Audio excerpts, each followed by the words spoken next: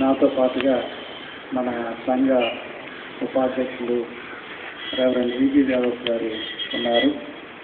మరి మన సంఘ కార్యదర్శి మిసెస్ మేరీ గ్రేస్ రాజశేఖర్ గారు ఉన్నారు. మన సంఘ కోశాధికారి రెవరెండ్ వైఎండి జ్యోతి గారు కూడా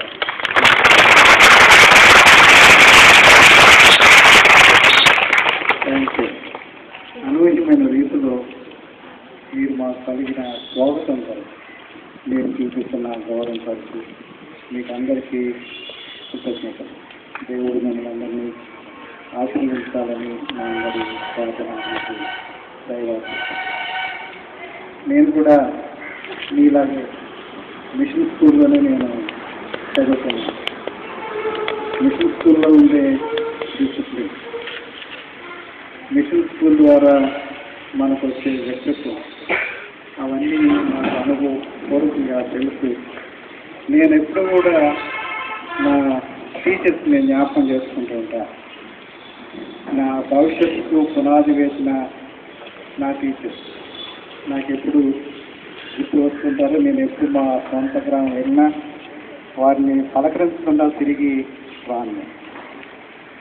దేవుని కృప వలన, వారు పోసిన నారు వల్ల ఈ దినాన్న ఇంతటి వాడిగా నేను ఎదుగుతాను.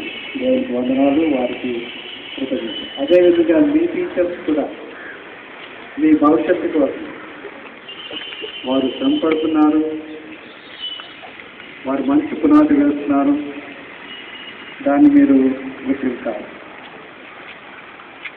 మీ ఆశలు, మీ తల్లిదండ్రుల ఆశలు ఏ విధంగా ఉన్నాయో వాటిని వారు అర్థం చేసుకుని మిమ్మల్ని మలిచే ప్రయత్నం చేస్తున్నారు కనుక వారికి మీ సహకారాన్ని అందించాలి.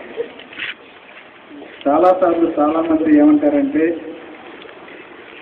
మేము స్కూల్లో ఉన్నప్పుడు మా బాధ్యత గుర్తించకుండా సరిగ్గా చదువుకోలేకపోయాం, అందుకని మేము ఉన్నతమైన మెట్లు ఎక్కలేకపోయామని తర్వాత జీవితంలో వాపోతూ ఉంటారు, బాధపడుతూ ఉంటారు. అటువంటి పరిస్థితి మీరు తెచ్చుకోకూడదని నా మనవి. ఇప్పటి నుంచే మీరు భవిష్యత్తులో ఏం కావాలనుకుంటున్నారో, మీరు ఏం కావాలనుకుంటే దేవుడు ఆ విధంగా మిమ్మల్ని జీవించడానికి సిద్ధంగా ఉన్నాడు. వాక్యాన్ని చదువుకున్నాము. యెహోవా యందలి భయభక్తులు జ్ఞానానికి మూలం. దేవుని పట్ల ఎప్పుడైతే మనం భక్తి భావాలు కలిగి ఉంటామో భవిష్యత్ జీవితానికి లోటు లేదని నా జీవితం ద్వారానే ఉదాహరణగా